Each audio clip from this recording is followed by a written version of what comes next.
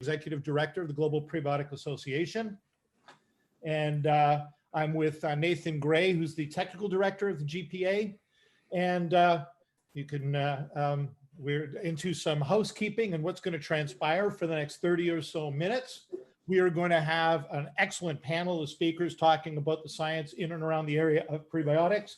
And you'll have an opportunity to ask questions through the Q&A box. You can also raise your hand through the chat.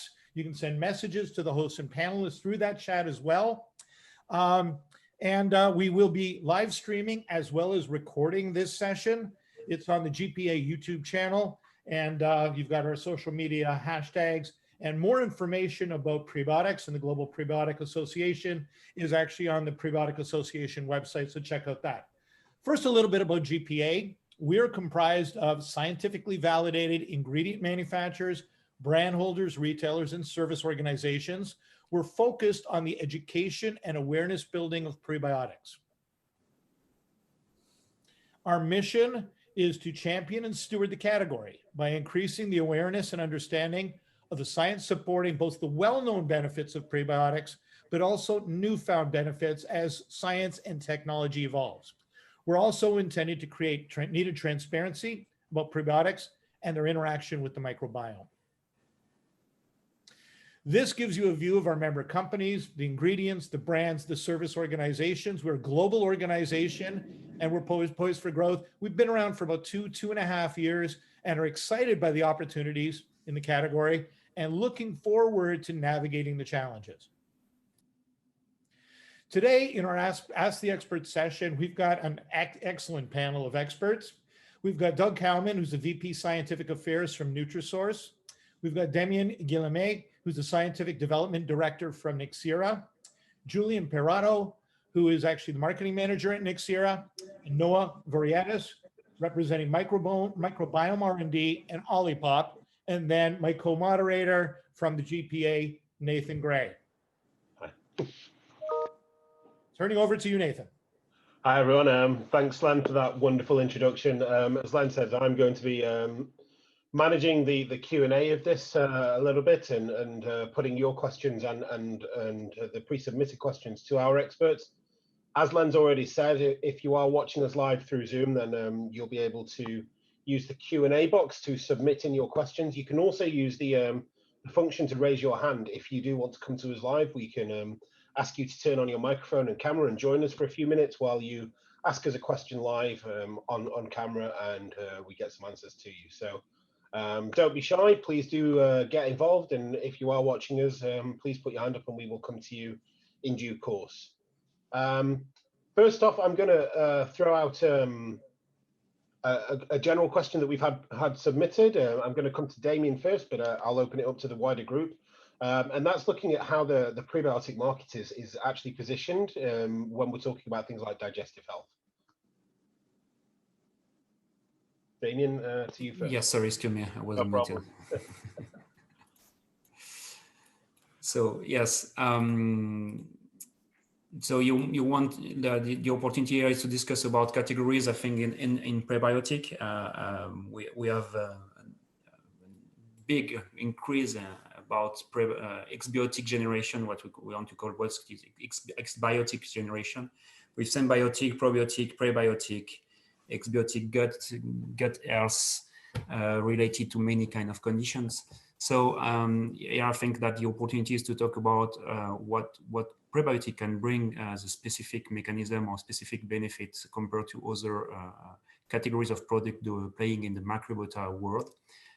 Especially because prebiotic can bring specific nutrients which could then promote specific microbiota or help specific strains to synthesize specific metabolites. And I think that here it's a big advantage of prebiotic compared to other categories of products in exbiotic generation, because microbiota could remain exactly the same from one situation to another one, but because of specific nutrients and condition you are providing through prebiotic, you can then help this strands or this microbiota to synthesize very specific molecule, which then will have beautiful benefits for the hosts.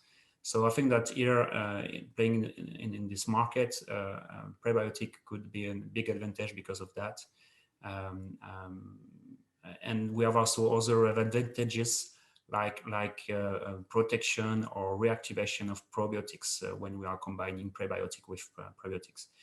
And it's very specific from prebiotic activities that can help in order to protect the probiotic food, the gut and the stomach stage.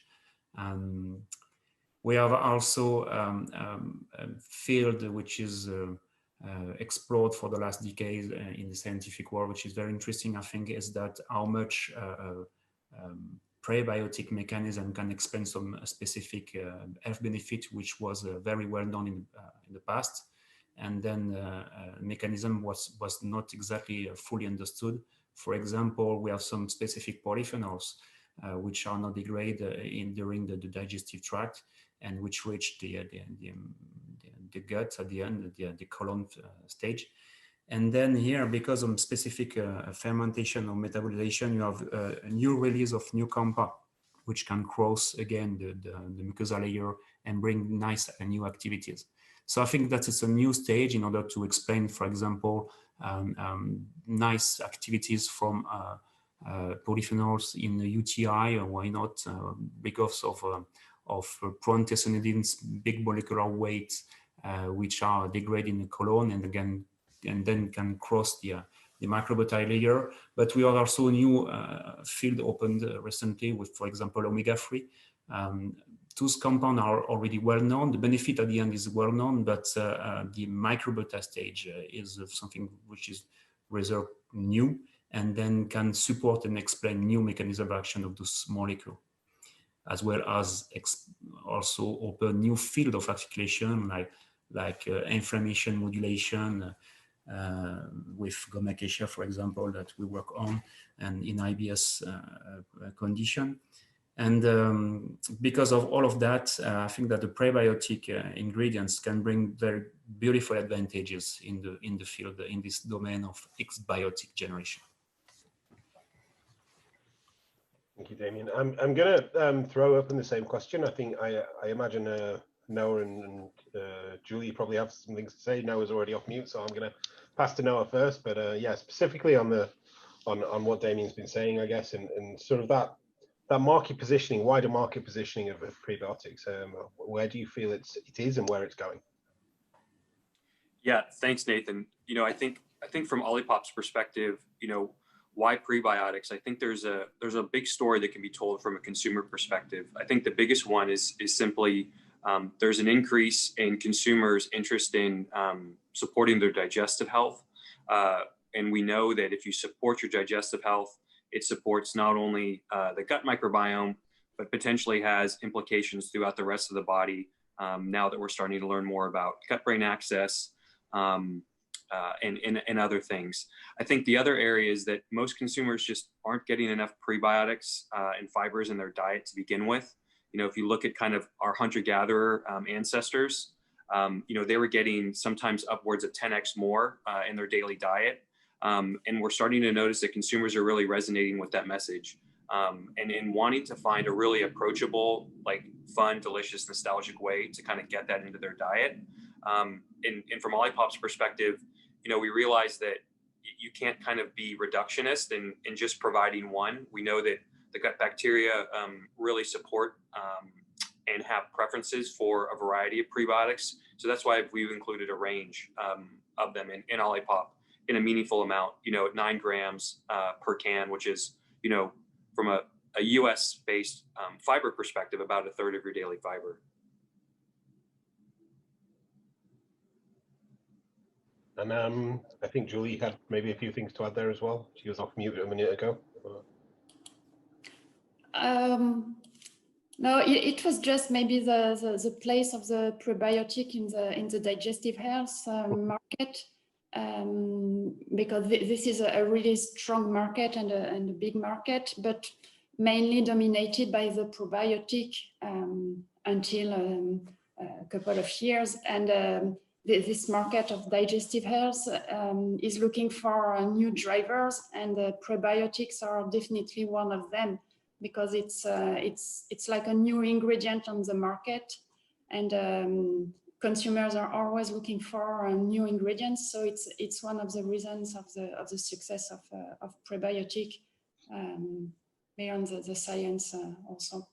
For sure, I completely agree with that, and you know, it's something that we've seen and talked about quite a lot as GPA, is sort of this wider trend for digestive health and growing interest in the microbiome in general, everything microbiome, and certainly, obviously, probiotics led the charge there for sure, but prebiotics, fermented foods, and all sorts of other really interesting ingredients and categories are following in and really filling out that category space. So yeah, prebiotics have got a really important part to play in that. Absolutely. I noticed Doug's also off mute, so I'm going to hand over to Doug. I think he's probably got something to add to this. Oh, yeah. Thank you for allowing me to be part of this panel as well. I come to prebiotics or nutrition from a slightly different perspective. From the perspective of research, if you will, validation, substantiation, the utility of clinical trials. But I would like to start, part of the conversation is, I think when we are discussing prebiotics, that we still have an educational gap. And that educational gap is meaning towards, is there a singular accepted regulatory definition of prebiotic yet? Is there a consumer acceptable definition of prebiotic? And not meaning like consumers have to say yes, 2 thumbs up, meaning that it confers what like the expert consensus papers say about prebiotic, and the consumers understand what it means. Because prebiotics, I believe, you know, are basically substrates that can selectively be used by host microorganisms to confer a health benefit, leads a wide array of possibilities for prebiotic growth within the scientific world, meaning scientific advances of the knowledge of the health impacts or performance impacts or the cognitive impacts or quality of life impacts of prebiotic throughout the life cycle. And maybe to get a greater grasp of what is the average prebiotic intake in America. I'm only using US as an example here because that's where I live. No offense to anybody outside the US, but I know within the United States, about every decade or so, we have what's called the National Health and Nutrition Examination Survey, the NHANES. And the NHANES nutrition published data through our government gives us a lot of insight of what are people actually taking in. And you can then do an estimated intake for the average intake of prebiotics daily, where it is, maybe compared to where hunter-gatherers may have had it, or where maybe a dose level related to health improvement might be, or promoting good health, I should say. And we can, over time, get that educational information out to the consumers, that why prebiotics are something else that they need to be aware of and include, and that it's nothing crazy. It's things that are already in your supermarket. It's things that are already in your health food stores.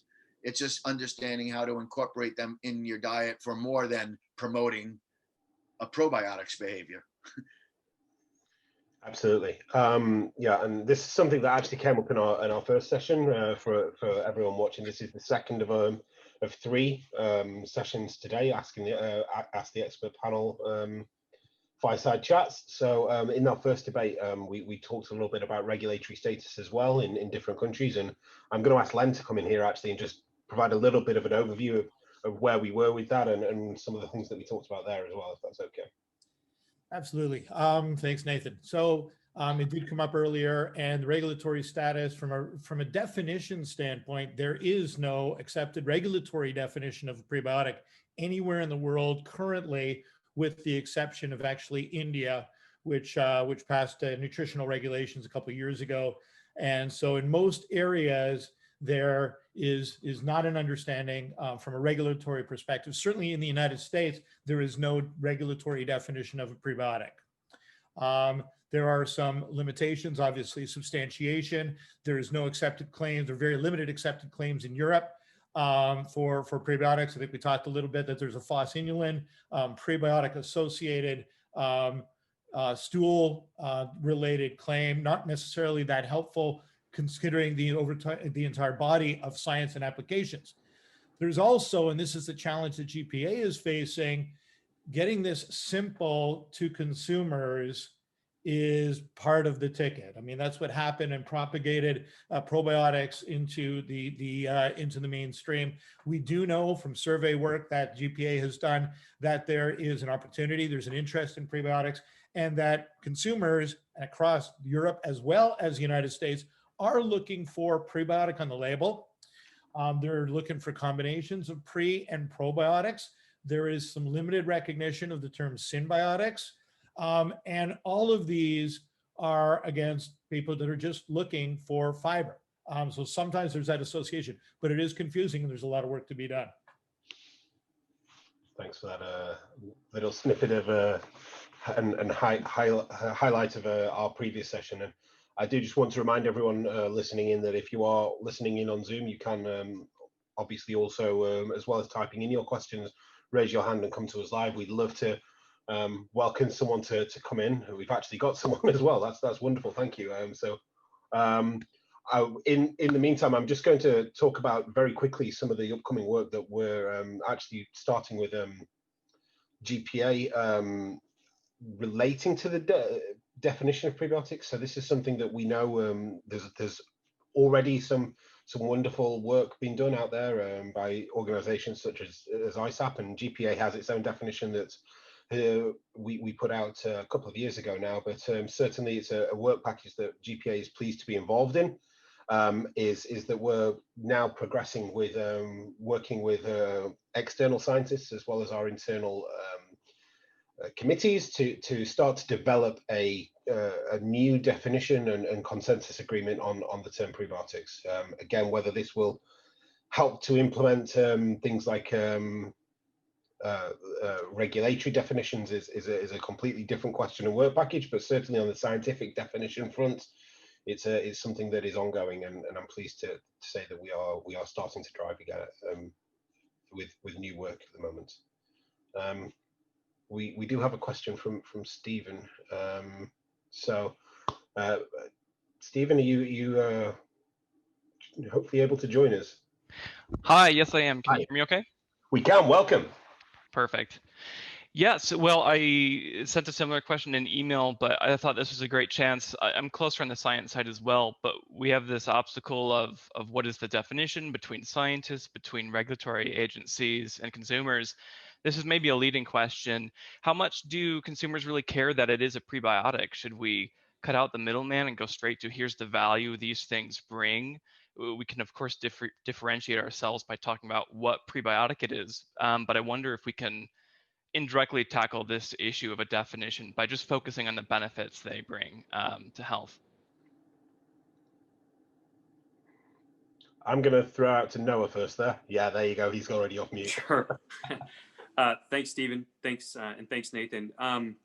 That's a really good question. You know, we've done some internal kind of consumer research ourselves, and I think obviously first and foremost, consumers are coming to different brands for the functional benefit. You know, they have a specific thing that they want to optimize, whether from a wellness perspective or from some condition that they're experiencing, and what they've been trying in their life so far hasn't matched what they need to make them feel better. But I also do think that, you know, consumers are becoming much more aware, particularly probably Gen Z and millennials. They're becoming much more label focused, and they're becoming much more ingredient focused. And so while I think ultimately function is going to be very important, in displaying that very prominently, you know, on your label, whether it's in a beverage, whether it's in a supplement format or a food product, is going to be key. But, you know, once they kind of go beyond that first packaging experience, liking the packaging, you know, connecting with it on like kind of a visceral level, which is one of the things we found at OLIPOP, then they kind of move to the flavor profile. And then they kind of turn the pack around once they've had that, you know, tasting experience, and they're surprised and delighted and like happy to have found something that maybe they couldn't have consumed before that fits also a functional thing that they wanted. So in the case of OLIPOP with soda, most people don't think that soda can be, you know, healthy for you. And so once they realize that it kind of checks all those boxes and that they can get the digestive health and other microbiome health related benefits, they turn around and look what's in OLIPOP, and that's when they start to see the prebiotics. So I think that's important. I also think from an ingredient perspective, you know, one of the things that we touched upon in the last question is kind of the evolution of why prebiotics are really starting to have this huge consumer uptick, huge media uptick. And I think there's a variety of factors. One, I think, you know, probiotics paved the way for the microbiome product space and digestive health. But, you know, recently there's been, whether you believe the science or you don't, you know, there's been some kind of pretty high profile media stories that maybe have put into the consumer's consciousness some doubts about the full efficacy of it related to what they want. I also think that consumers are wanting to get their microbiome health related, digestive health related, you know, immune health related things in a much wider ingredient format, and prebiotics are just a really approachable, you know, easy way to do it.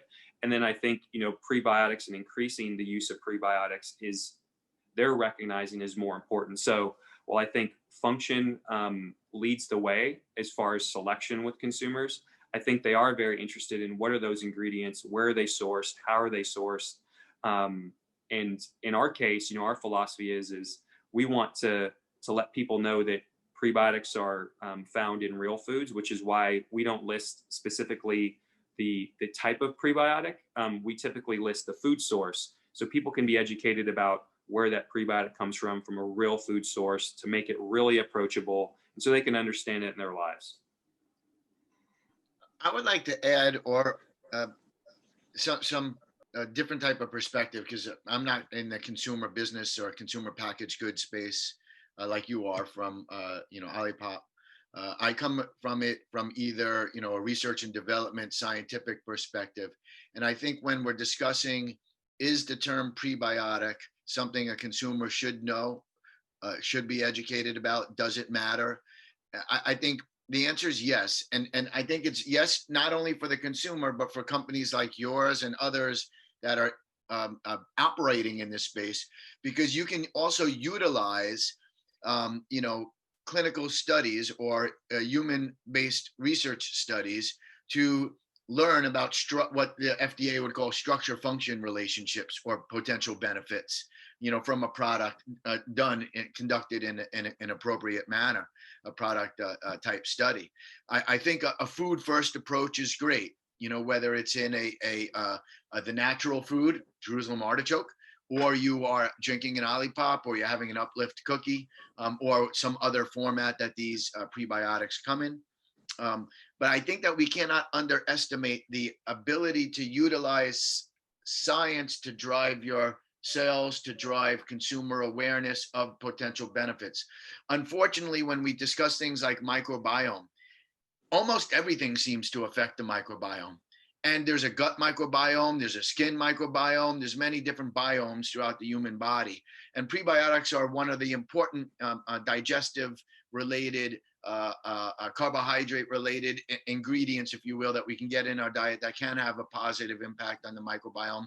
But microbiome is still such in its infancy, just throwing around the word. People say, yeah, I'm interested, but they don't know why. So I like to look at what are some of the other immune supporting potential benefits. What are any of the other benefits related to a wide variety of other things, cardiovascular health, things that we've not yet really thought about for long-term life cycle use. So if somebody's an OLIPOP user, if you will, drinker, if they are drinking it almost daily over years, what, you know, kind of thing like that can be positive for health, whether it's better blood sugar control, whether there's a satiety effect. And to me, that's an exciting time for industry, perhaps, to be able to merge with either academic research groups or contract research organizations to examine some of these questions. And then, you know, both get it out there in the scientific world, and then the companies do what they do, explaining it to the consumers. I think this speaks prebiotic as an opportunity of advancing the diet forward, if you will.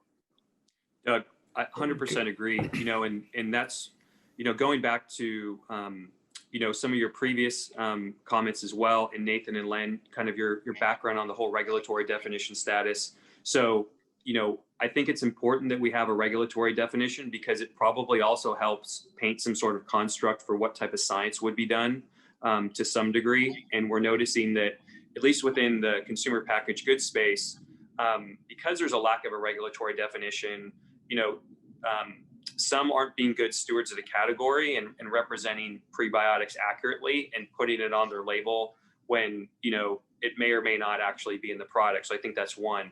You know, from OLIPOP's perspective, as far as the science, you know, that's why we have a research advisory board led by some really top microbiome and prebiotic experts. You know, we've actually just kicked off two in vitro kind of preclinical studies to really start understanding how our OliSmart functional blend, which powers essentially our OLIPOP product, can beneficially interact and support, you know, kind of potentially metabolite related changes in the microbiome, both at Baylor and Purdue. And actually, our samples just arrived there. I checked our FedEx this morning before the webinar. So, you know, we definitely believe in being good stewards of the category scientifically and from a regulatory perspective, and 100% agree that, you know, brands, I think, have to take command of understanding how their product interacts, you know, scientifically, whether that's relying on really strong industry partners that have really good science or conducting their own kind of scientific research. One other thing that I would offer is, depending upon the prebiotic that somebody may be using, I do believe there's an opportunity, given an FDA publication, you know, back from June of 2018, on review of the scientific evidence on the physiologic effects of certain non-digestible carbohydrates, that depending upon which prebiotic you're using, if you can demonstrate that it has activity as described in this document, then that would enable or promote the forward thinking of, now you've identified a prebiotic that will also fit within this FDA paradigm of more than just being fiber or related to fiber, and the host of claims that are related to that then become available. So I think there's also opportunities for companies to do what I would call a little bit of discovery work. Does your prebiotic have any fiber-like behavior that you could characterize in animal models or human models or preclinical models, you know, that would meet this? And I think that helps expand the business opportunity for companies like yours and others that operate anywhere within that space. I do want to bring Damien in here, but I do also want to very quickly note that we've been talking a lot about fiber and carbohydrates quite a lot in this. And of course, you know, the definition of prebiotic extends far beyond fiber and carbohydrates. So I do just want to make that clear for everyone listening in who is unsure of that. We've got a nice little mantra at GPA that obviously a lot of fibers do act prebiotically, but not all fibers are prebiotic and not all prebiotics are fibers. And just wanted to make that statement before I hand it over to Damien. Yeah, that's right. It's a good point. You should mention we cannot limit the prebiotic definition only for carbohydrate or fiber. Polyphenols and many other compounds, even omega-3 now is becoming a prebiotic.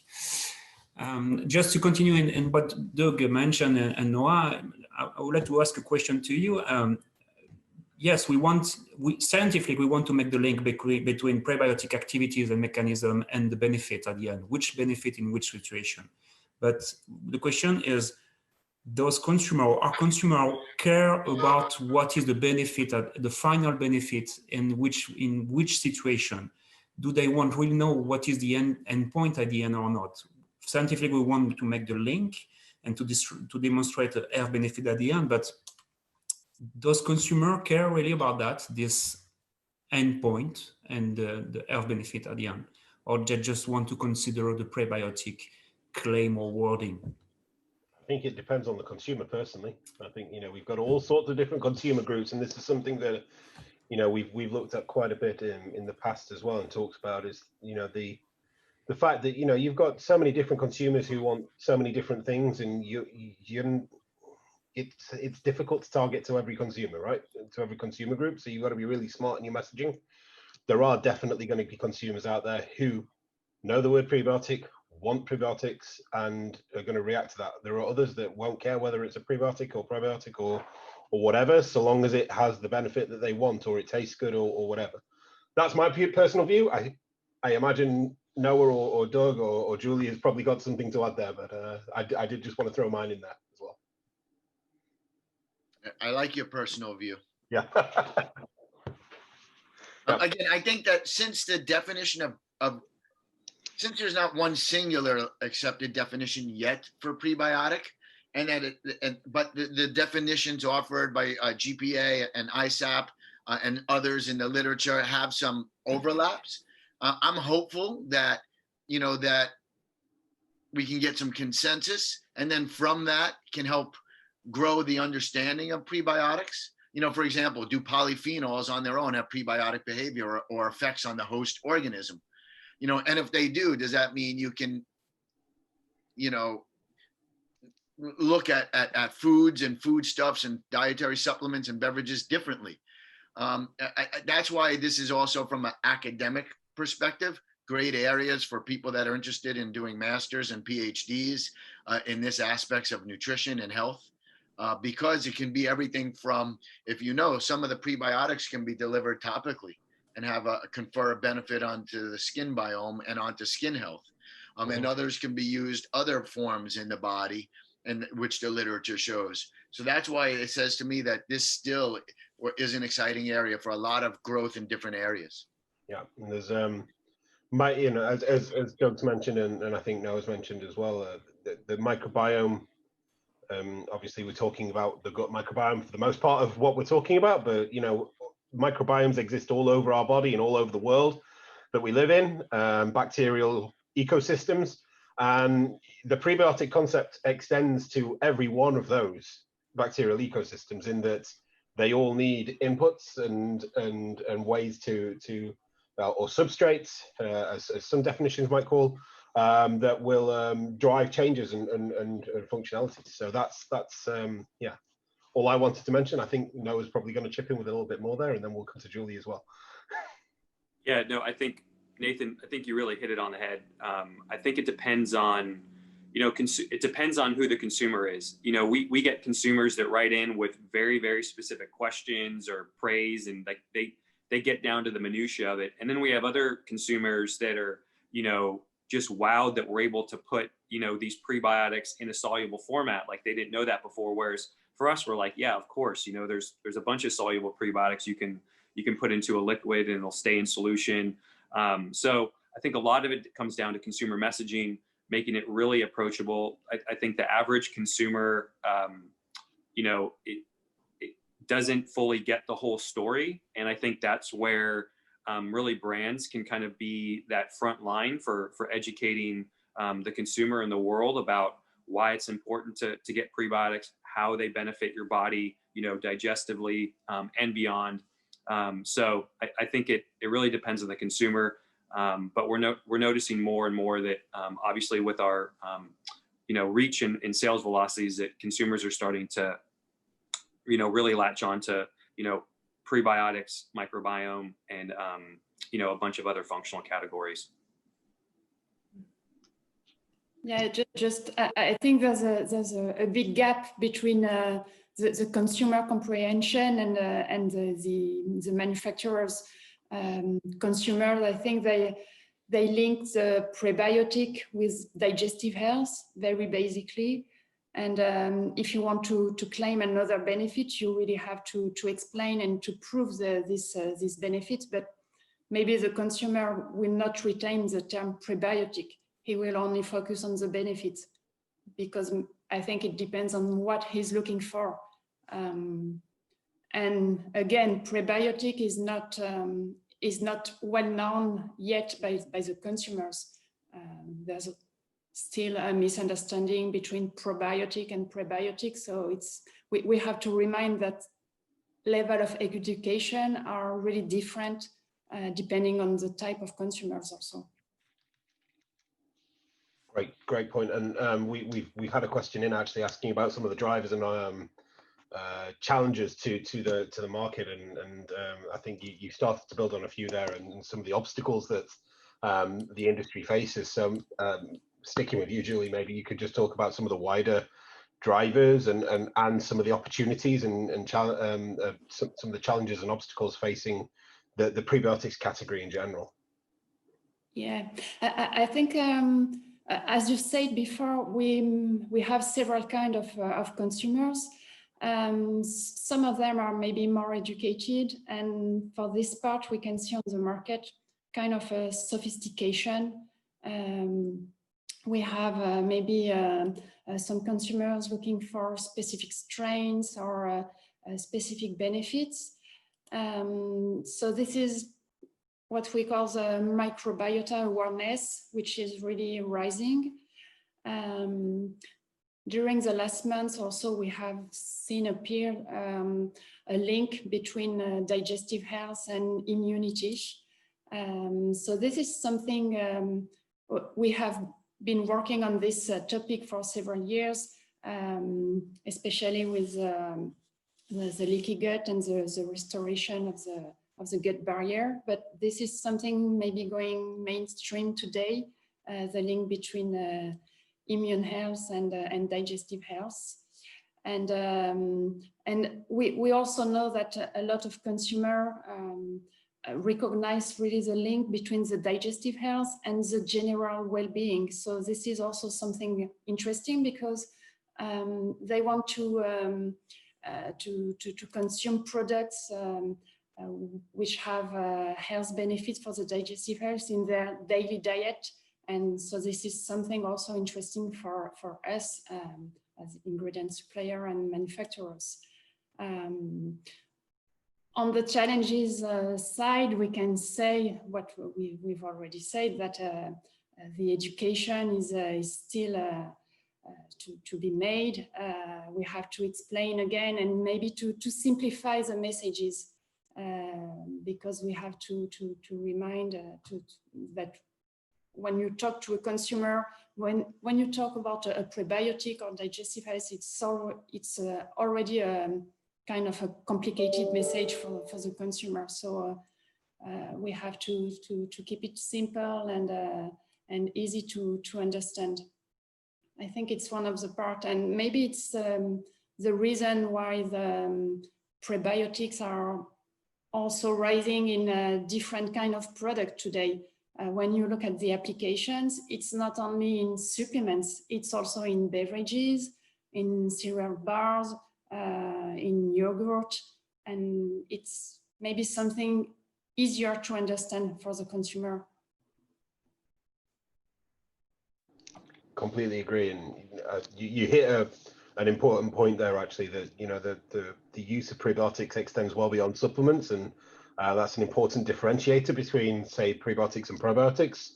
Obviously, probiotics are in drinks and bars and certain things like that, but certainly, again, one of the things that came up in our first fireside chat was some of the core differences there, and the relative ease of formulation for prebiotics compared to, say, a probiotic, where you've got a live bacterial strain, you've got to deliver that strain to the gut intact.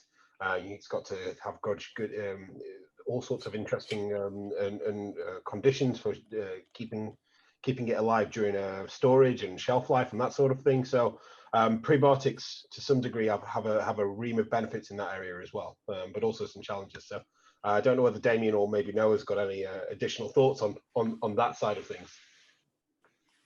Damien's on mute, but I think he wants to speak. No. So which part you want to develop exactly? I'm going to hand over to you. You develop whatever you want to develop, Damien. Yeah, in order to try to continue this discussion, I think that there are very nice new domain which has been opened last maybe a couple of years, and which is very beautiful to see how much the interaction in the gut can bring some potential health benefits. We are very three big systems which are interacting in the gut. We have the microbiota for sure, we have the mucosa wall, and then the immune system behind the mucosa wall, and then all neurons around that. So because of those three interaction, either four interaction and cross-talking between this tissue, a lot of health benefit can be assessed at the end. So it's very nice. There are beautiful demonstrations. A lot of them are kind of association between microbiota profile and metabolic health, or because of serotonin synthesis in the gut, in the colic mucosal wall. You have implication for the brain health, also for the motility and so on. So that's very, very nice. But the clear link between cause and consequence in all this cross-talking sometimes could be a bit tricky to highlight, and it's difficult to communicate what exactly is the science behind to consumer, or in order to highlight what could be the benefit on the product in the context of prebiotic. The word itself is not very known by the consumer. So how can we explain that because of serotonin modulation, we can have an impact on the mood?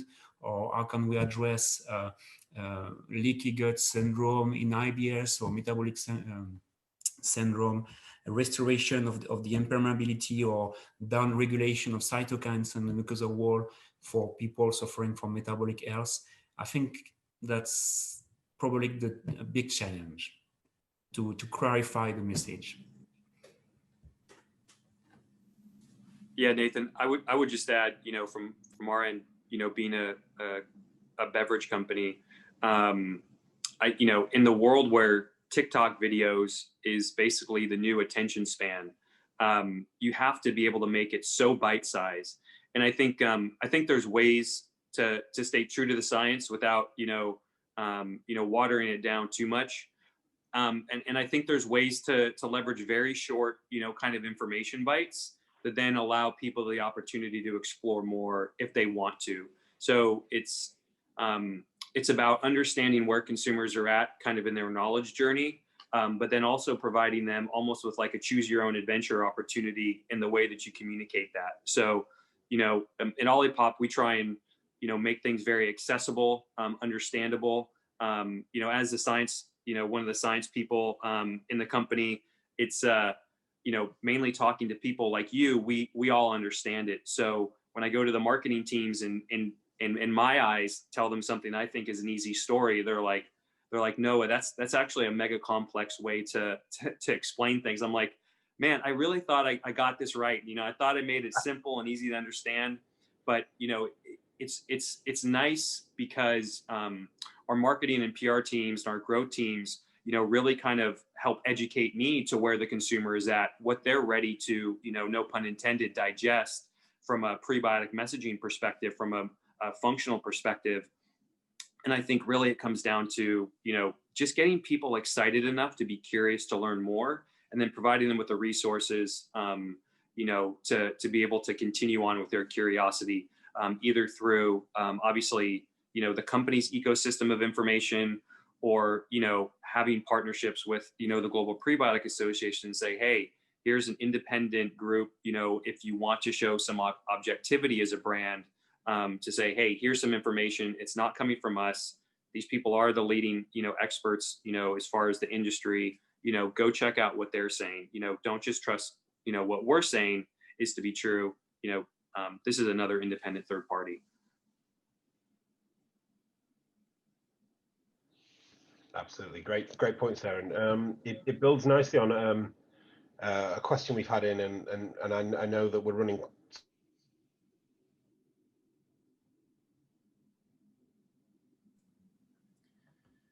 And it looks like Nathan is actually frozen there. I'm not sure exactly which question he was going to go to. Let me see. Nathan, are you back with us? I guess one of the questions that I see there on the screen is there are so many different types of prebiotics. What are the resources that you'd be recommending for consumers or brands to look to? Obviously, self-declaration, Global Prebiotic Association considers itself a resource, but where do you guys point your brands, and ultimately you and OLIPOP, where else do you point your consumers? Yeah, I mean, Len, I can take a first crack at that. Obviously we try and put out content, through our different social channels, but outside of that, obviously, you guys is something that I try and educate the team that, really leverage the global, Prebiotic Association website, their definitions, some of their white papers, some of the infographics that you guys have put out, I think are really, really strong. The only other one I really like, which I also think is very consumer approachable, is Gut Microbiota for Health blog. They do some really good jobs as far as, talking about a wide range of microbiome and prebiotic related topics. Again, have some really approachable, I think, infographics. Those are pretty much the two core sources to start from. I think pushing people into a scientific paper or the scientific literature for most of the consumers is it's too big of a leap. And remembering how I was and trying to make sense of the vocabulary soup in the beginning of graduate school, it can be overwhelming initially. So you guys and then Gut Microbiota for Health are two resources that I've been sharing with the team and with friends and people that have asked me. Damien or Julie, where do you point your brands when they're looking for additional resources to sort of get educated in this space? Well, actually, this question, I'm not sure to be objective, because we provide the resource for our own ingredient. But I think the important point for maybe a brand or a consumer would be to have maybe something more than the scientific part and the scientific explanation, because we are still talking about an ingredient, and I think the consumer also wants to know where it comes from, have information about the sourcing, about the process of manufacturing, and these are all parts of the ingredient. So I think the sourcing, the transparency around the ingredient is also a very important part. Absolutely. I know that we are probably coming very, very close to a wrap. One of the things that we have talked about in our technical committee are the gaps in the science and the difficulty in establishing both the mechanisms and then the connection between the prebiotic and the health benefit. Damien, I know that you and I have had this conversation. Doug, we've not had it directly. Noah, you've been part of those conversations. So I want to open it up. Whoever wants to chime in first, talk about what's good, what's the challenge, and what are the solutions in order to get that connection better established. Damien, why don't you go first? You're smiling the biggest. Thank you, Len. Thank you. Well, actually, it's very wide space, very wide field. There are many methods in order to work on the prebiotic activities. We have in vitro a lot of different techniques with more or less dynamic or constant system in a vessel, which try to mimic microbiota, and then with inoculum from human feces. We have we can see the microbiota-free germ mice, which is an in vivo model, probably more dedicated to specific condition and pathologies. And then we have all this demonstration in human, where we try to sample the feces, which is only representative of the final part of the gut, and with specific problems like stability of markers we want to quantify in. So we have only a partial view of what is exactly the right microbiota in the column, because the feces is the ending part, as mentioned, and markers can be very rapidly degraded or either absorbed by the host, so you can even quantify that anymore. So the question is, what is the gold standard now? What is the connection with the health benefit at the end? A lot of work try to associate a microbiota profile with specific condition situation, and try to quantify specific markers in feces or even in the blood, because in the blood you have some remaining part of microbiota which is crossing the mucosal layer, so you can try to quantify those microbiota profile or even other markers like cytokines. So it's a very beautiful world where we can demonstrate health benefits. We can try to highlight the mechanism of action. We have also this microbiota profile, which can shift from Bifidobacterium or Lactobacillus, but we have other new strains coming, like Fecalibacterium prosnitzi, Chrysantheracea. But we have also what I would like to call the gray strains, which are not good or bad, but in certain situations very good, in some other situations very bad. And so because of situation, sometimes it's difficult to make a clear conclusion of what this strain really brings to the host.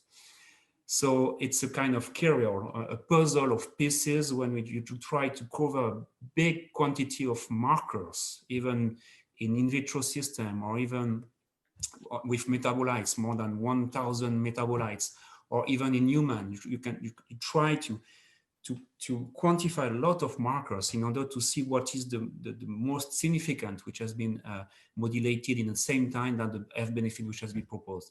And then you make some assumptions, but sometimes it's difficult to see consequence and cause. Totally understand. Well, actually, I don't understand because that's how complicated it is. Doug, as the CRO on this, do you have some comments that you want to offer?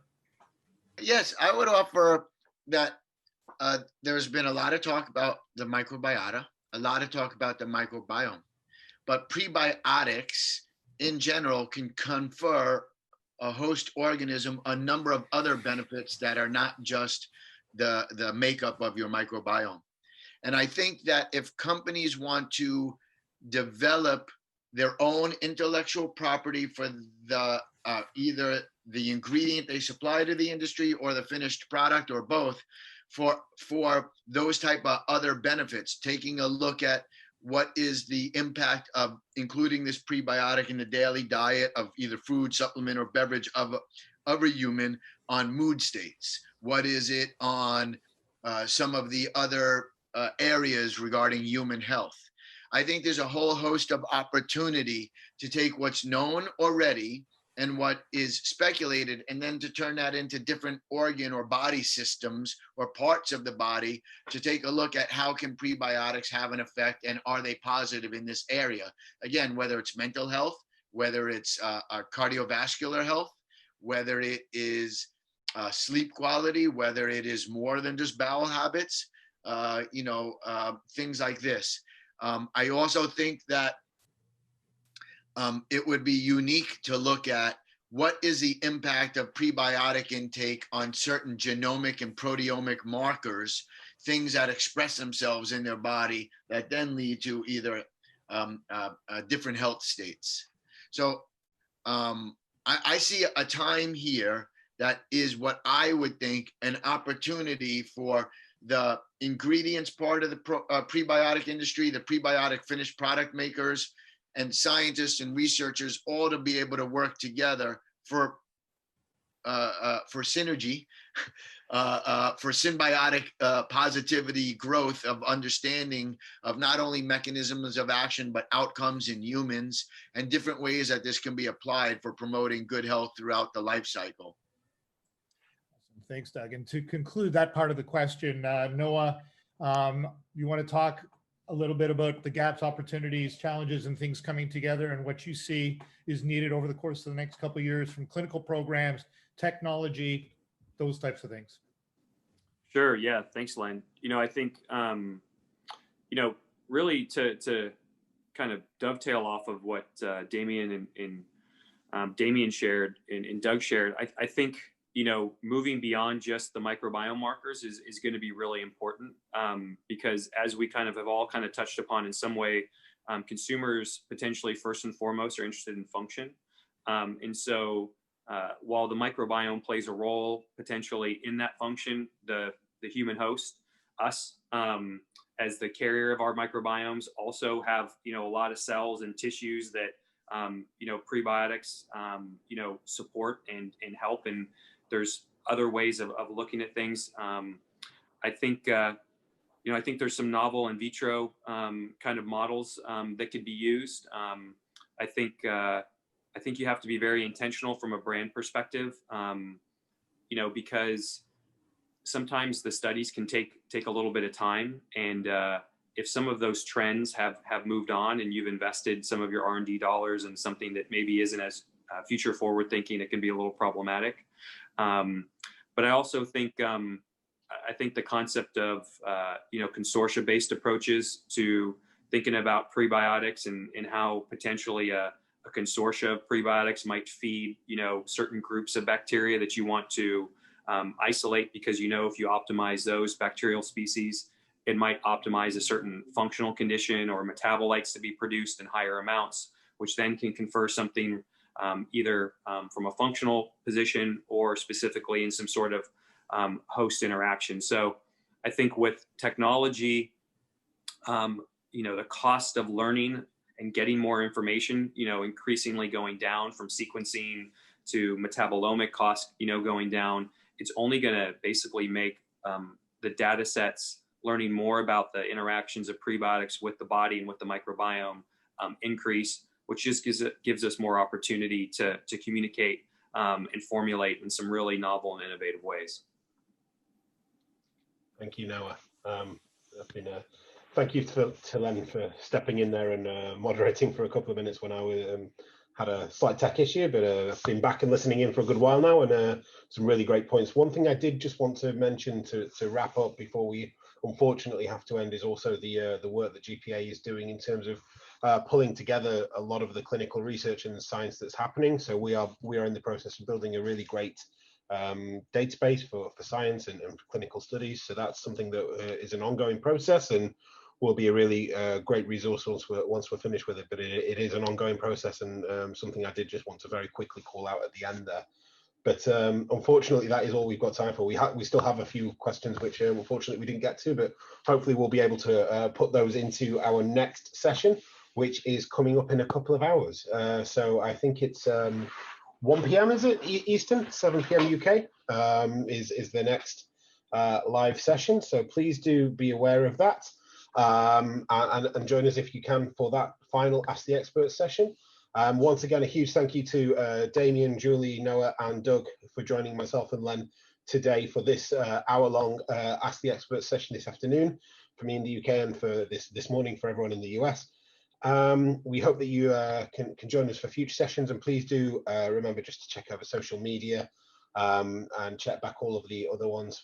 This morning should be available on demand soon, and as are all of our webinars from previous months as well, which we've referred back to a few times in both this and this morning's session. So do check those out. But for now, thank you so much for joining us, and we look forward to seeing you soon.